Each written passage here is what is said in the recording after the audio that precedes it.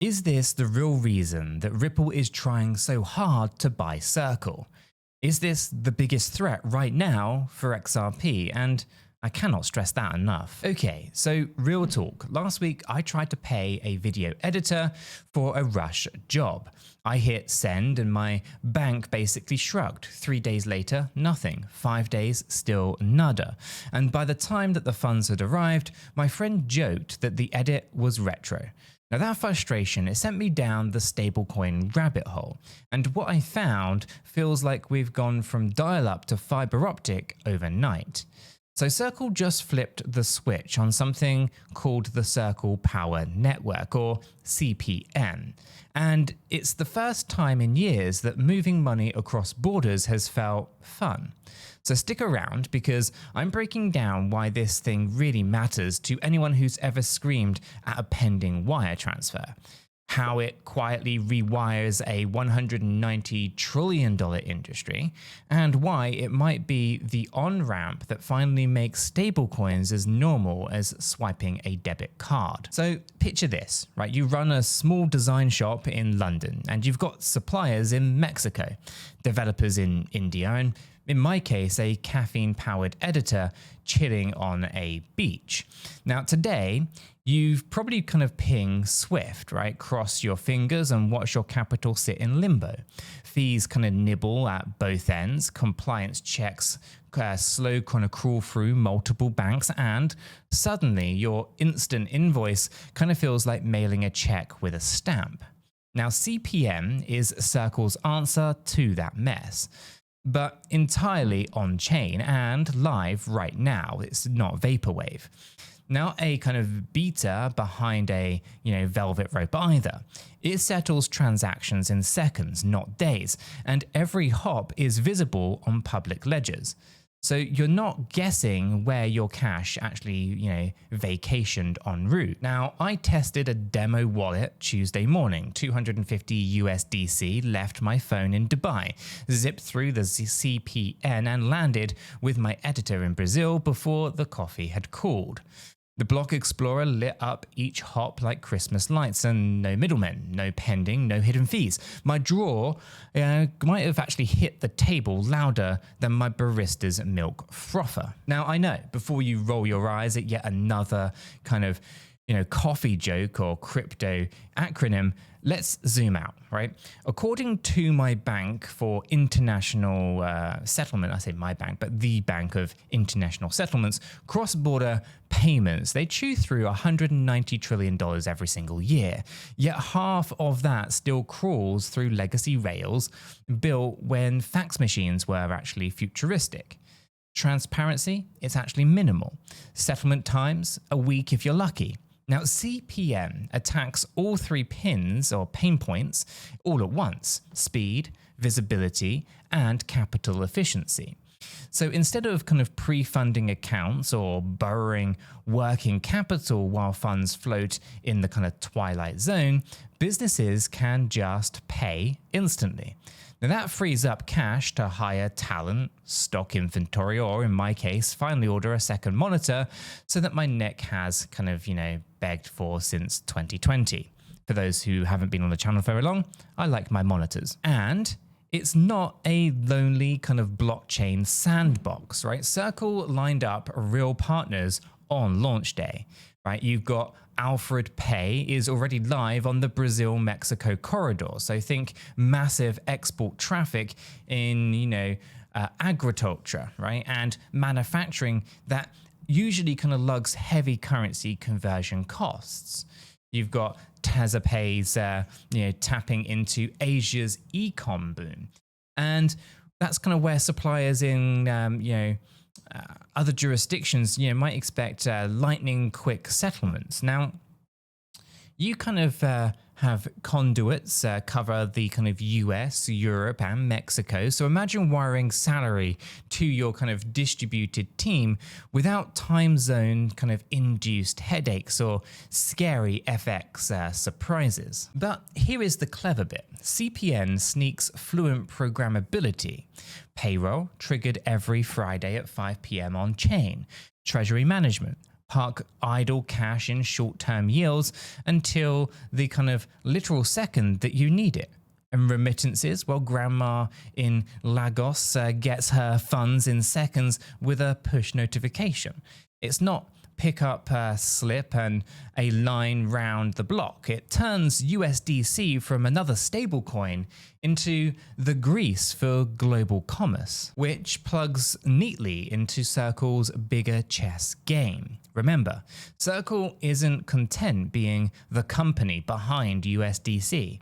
Right? They secured initial approval from Abu Dhabi Global Markets regulator last month, a huge tick box to deepen roots in the Gulf, a corridor stuffed with oil money, expats and remittances, and there's an IPO brewing on the New York Stock Exchange. So going public means more scrutiny, sure, but it also means more capital and credibility when you're pitching Fortune 500 CFOs on ditching correspondent banking. MasterCard, they smelled the coffee too. On May 16th, they announced USDC integration across their payment networks. And yes, that's the same plastic rectangle in your wallet is kind of quietly upgrading to kind of speak stablecoin. Now they're building an on-chain liquidity layer, or at least identity layer. So think KYC baked into the transactions, plus a partnership with MoonPay so merchants can auto-convert USDC into local currency. Now, rumor is a debit card that spends straight from your crypto balance is next. So imagine tapping your phone and settling in USDC under the hood, while the cashier just sees dirhams, pesos, or rupees. That's invisible crypto, the holy grail of mainstream adoption. And get this, Circle's Paymaster feature just expanded to 7 blockchains, including Ethereum, Arbitrum, and Polygon. The translation here, you can pay gas fees in USDC instead of juggling each chain's native token. So there's no more hunting for a slither of ETH just to move $10. Right? Paymaster turns USDC into the universal fuel. Fewer friction points, more it just work moments. Okay, so let me put this into human terms. Last year, I tutored a developer, in how to claim freelance payments. We spent half an hour kind of ranting about slippage, gas spikes, and swapping tokens back to fiat so that he could finally pay rent. Now with CPN plus Paymaster, he'd click one button, pay rent in USDC, and the landlord's bank would see pesos instantly. That's real-world impact. No more explaining MetaMask to someone who just wants to keep the lights on. Now, of course, a good story needs a pinch of tension, right? The challenge. Now, the regulation and trust really come in here. Stablecoins will carry the kind of whiff of, is it fully backed? Now, Circle pushes, or publishes, I should say, reports, but headlines about other coins imploding have scared public perception. Plus, moving faster than a bank wires kind of raises compliance eyebrows. How do you stop bad actors laundering funds at warp speed? And that's kind of where MasterCard's on-chain identity and Circle's licensing spree really matters. Every new regulator that you kind of win over, every kind of audit that you pass, it chips away at that skepticism. Now, adoption is the second hill to climb. Right? Ask any CFO why they stick to faxing supply forms, and they will mumble, we've always done it that way. Now, convincing them to trust tokens instead of bank balances is a crucial shift. But when you show them an invoice that's paid in 20 seconds for a fraction of the cost, and well, money talks, but lower fees shout. And Circle isn't stopping at today's corridors. The roadmap flashes India, Nigeria, Turkey, the Philippines, and Argentina before the end of the year. Now, those markets, they aren't just colourful pins on a map. They're actually hotbeds for remittances, export manufacturing, and high inflation currencies begging for dollar stability. If CPN cracks those, you're going to be looking at a service that feels as inevitable as email replacing snail mail. Okay, so here's a personal confession. I've started routing part of my company's treasury through USDC. Quick kind of plus check every single morning, 0 surprises, and the capital available globally within seconds, while my traditional bank still forces 24-hour cutoffs and business days, whatever those are in 2025. Now, my stablecoin wallet never kind of sleeps. By the way, if you want to kind of shoot the breeze about how I'm structuring that, you can, or maybe even just share memes about bears kind of wearing bull costumes, hop into our free crypto Discord server via the link that's in the description down below. It's basically the studio lounge where we kind of dissect this stuff in real time. And speaking of leveling up, I've opened up an account on the 𝗕𝗀𝗀𝗃 exchange. This is the exchange that's quietly rolling out some spicy new trading pairs and seriously slick UX. If you're curious, hit that 𝗕𝗀𝗀𝗃 link that's in the description and start exploring, and you'll see why I call it the best up-and-coming platform for catching the next wave of on-chain opportunities. Full disclosure though, I've been stacking USDC there to test the buy-side liquidity, and so far, the fills have been smoother than my morning espresso pool. Okay, so back to the climax of this particular saga. Imagine a future where your Uber driver, in some distant land, ends the night, taps cash out, and his pesos maybe arrives, before he actually parks the car. Or maybe a startup in Lagos, pays AWS in USDC with automatic compliance baked in. Or, my favorite, my editor sends me a celebratory sticker 5 seconds after I click pay because the invoice hits his wallet immediately. Right? That's the moment that cross-border payments stops feeling like paperwork and starts feeling like messaging. And so, in one swoop, CPN turns the nightmare of pre-funding and reconciliation into a one-click send. It pours sunlight on transaction status, no more check in the mail excuses, and it frees up working capital for small businesses, and they can finally breathe. The tech stack might be shiny, blockchain jargon under the hood, but on the surface, it feels downright human.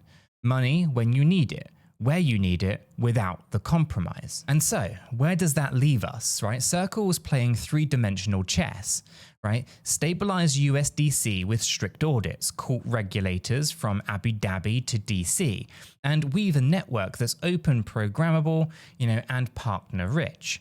MasterCard's nod, gives a legacy finance cover to join the party, and Paymaster lowers the barriers for non-crypto natives. If they kind of execute, well, CPN, could actually be the bridge connecting Web 2 merchants, Web 3 rails, and the billions who just need faster, cheaper payments. And I'm betting that we'll soon stop calling it crypto. Will just be payments, like streaming replaced buying DVDs without us even noticing. And one day, you'll tell your kids that transferring money used to involve 3 banks, a fee, and a prayer.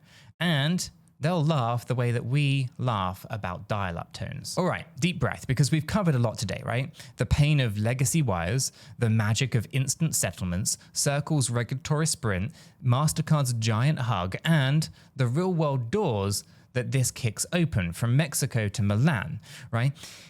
If you want the kind of play-by-play breakdowns, hang out in the free crypto Discord server. There's a link for that waiting for you down below. And if you're itching to get your hands on USDC and trades, why don't you check out 𝗕𝗀𝗀𝗃 and their playground with the link that's in the description. Now, back at the start of this video, I said, is this the reason that Ripple are trying to buy Circle?